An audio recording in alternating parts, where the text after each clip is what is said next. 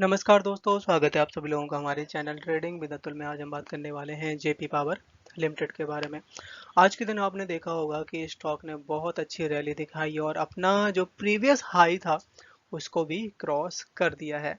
तो जितना भी रिटेल इन्वेस्टर था जिन्होंने बहुत अच्छी बाइंग कर रखी थी, काफ़ी अच्छे रिटर्न देखने को मिले और यहाँ पे और भी अच्छे टारगेट दिए जा रहे हैं जिस तरीके से रैली बनी हुई है, क्योंकि पावर सेक्टर आने वाले टाइम का फ्यूचर है। फ्यूचर क्या, अभी प्रेजेंट में ही अगर पावर ना हो तो आप सोच सकते हैं कि इंसान का रहना मुश्किल हो जाए। हर जगह पावर की रिक्वायरमेंट है। आप छोटा छोटा गैजेट देख लीजिए या फिर बड़ी से बड़ी मशीन जहाँ पे इंडस्ट्री चल रही है, बगैर पावर के कुछ भी नहीं है। तो इसीलिए आने वाले टाइम में पावर का और भी अच्छा फ्यूचर ब्राइट होगा, क्योंकि रिन्यूएबल एनर्जी से रिलेटेड जितनी भी कंपनियां हैं या हाइड्रो से रिलेटेड हैं, सब में गजब के ऑर्डर, गजब के प्रॉफिट, यहाँ तक कि गवर्नमेंट ऑफ इंडिया सब्सिडी भी दे रही है। और जो सबसे बड़ी जो तेजी का कारण है जेपी पावर का, आपको तो पता ही है। और उस जो डेवलपमेंट चल रही थी उसमें क्या अपडेट निकल के आया है, तो चलिएगा इस सारी न्यूज़ को डिटेल में समझते हैं। साथ साथ अगर आप लोगों को अपने इस वीडियो के माध्यम से आपको थोड़ा भी बेनिफिट हो रहा हो तो प्लीज़ अपने चैनल को सब्सक्राइब जरूर करें। आज का मार्केट इतना अच्छा नहीं था, काफ़ी उठापटक देखने को मिली। कभी 120 पॉइंट्स की डाउन साइड, कभी 130 पॉइंट्स की, और क्लोजिंग दिया है 70 पॉइंट्स की डाउन साइड के साथ में। निफ्टी बैंक है जो कि मामूली सी तेजी 10 पॉइंट्स। निफ्टी आईटी है जो कि 450 पॉइंट्स की बड़ी गिरावट, और स्मॉल कैप का इंडेक्स है जो कि करीबन 315 पॉइंट्स की बड़ी तेजी के साथ क्लोजिंग दिया हुआ है। अब यहाँ पे सबसे पहले बात कर लेते हैं कि जेपी पावर में जो रैली बन रही है कितना ऊपर तक जा सकता है। स्टॉक है जो कि 52 वीक हाई को भी क्रॉस कर चुका है और 5 डेमा से लेके 200 डेमा को, मूविंग एवरेज को भी क्रॉस कर चुका है। और आज के दिन स्टॉक है जो कि करीबन 28 रुपए तक का भी हाई बनाया, जो कि पिछला हाई था उसको भी क्रॉस कर चुका है। और ये सब जो चीज़ें डेवलपमेंट हो रही हैं, ये सब केवल अडानी ग्रुप के एक्वायर की वजह से हो रही हैं। और जितना भी क्रेडिटर्स थे, चाहे एलआईसी हो, स्टेट बैंक ऑफ इंडिया हो, या और भी जो कंपनियां हैं, उनके साथ अप्रूवल मिला है और यहाँ पे इनिशियल फेज पे ये सारी चीज़ें अभी चल रही हैं। और अडानी ग्रुप है जो कि सबसे पहले इसको बाय कर रहे हैं, बाय करना चाहते हैं, और सबसे ज़्यादा यहाँ पे बिड भी उन्हीं ने लगाई है। जिस तरीके से इसमें तेजी बन रही है, आज के दिन 15% तक की बड़ी रैली दिखाई दी। स्टॉक है जो कि 31.4 का पहला टारगेट, अगर उसको क्रॉस करता है तो आपको 36 रुपए तक के भी लेवल देखने को मिल सकते हैं। बट आपको स्टॉप लॉस लगा के रखना है 24 का। आज के दिन स्टॉक में बहुत अच्छा वॉल्यूम दिखाई दिया, आप देख सकते हैं 116 करोड़ का। कल के दिन 54 करोड़ का था, और 1 वीक एवरेज निकाला जाए तो 65 करोड़ का वॉल्यूम दिखाई दिया। आज के दिन शेयर ने हाई बनाया 28 रुपए के आसपास, लोअर है 23 का, क्लोजिंग दी है 27 रुपए पे। 15% तक की बड़ी रैली दिखाई दी। चार्ट में अगर नजर डाली जाए तो यहाँ पे आप देख सकते हैं कि स्टॉक है 27 रुपए तक पहुंचा है, और 18 रुपए से चल के स्टॉक ने काफ़ी अच्छी रैली भी दिखाई है मुश्किल से 2 हफ्तों के अंदर। और जैसे ही गाइस हम लोग बात कर रहे हैं कि 28 रुपए क्रॉस करेगा तो 30 रुपए, 30 रुपए क्रॉस करते ही 32, 32 के बाद फिर 36 रुपए तक के लेवल आ सकते हैं। तो सबसे पहले बात कर लेते हैं कि इंडिया किस तरीके से अपनी प्लानिंग कर रहा है, खासकर यूएस से बचने का और चाइना से बचने का।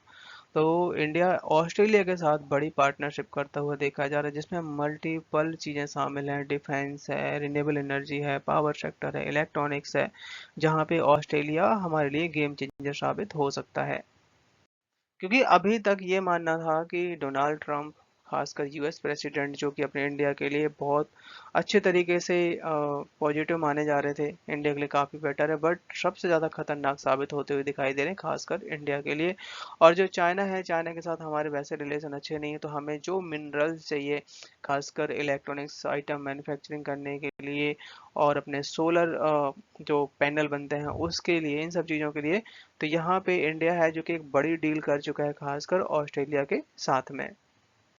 लगभग लगभग 30 मिनरल्स आइडेंटिफाई किए गए हैं जो कि ऑस्ट्रेलिया से अपने इंडिया में लाए जा सकते हैं, और खासकर ग्रीन एनर्जी इंफ्रास्ट्रक्चर के लिए ऑस्ट्रेलिया है जो कि लार्जेस्ट लिथियम सर्विस का वर्ल्ड में नंबर वन बन चुका है, और जिसमें बैटरी मैन्युफैक्चरिंग के लिए यहाँ पे मिनरल्स की रिक्वायरमेंट पड़ेगी, तो जो ऑस्ट्रेलिया हमारी सपोर्ट करेगा।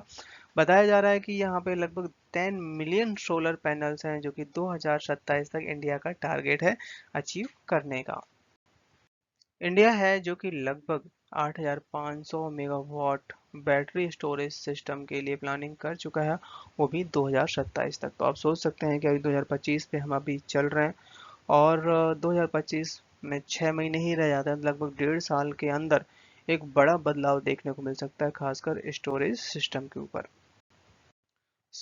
लगभग 2027 तक जो टारगेट है, करीबन 74,000 मेगा वॉट पर आवर्स के हिसाब से 2031-2032 तक का टारगेट की बात कही जा रही है, और 2027 तक जो कि 8,500 मेगावाट पर आवर्स। और बट अभी करेंटली हम बात करें कि अपने इंडिया में कितना स्टोरेज है, खासकर बैटरी में, जो कि 506 मेगावाट, जो कि बहुत ही कम है। और इसके मुकाबले इंडिया ने अपना काफ़ी बड़ा टारगेट बना रखा है। इसके साथ साथ यहाँ पे प्रॉब्लम से ये आ रही हैं कि काफ़ी बार तो ये होता है कि जो रिन्यूएबल एनर्जी है या सोलर है, वेदर की वजह से, या नाइट में जैसे सोलर काम नहीं करता, और या फिर वेदर ठीक नहीं होता, जिसकी वजह से ये सोलर और विंड दोनों प्रॉपर तरीके से इलेक्ट्रिसिटी सप्लाई नहीं कर पाते हैं। तो यहाँ पे इसलिए फिलहाल आने वाले टाइम में बैटरी एक अहम रोल प्ले कर सकता है।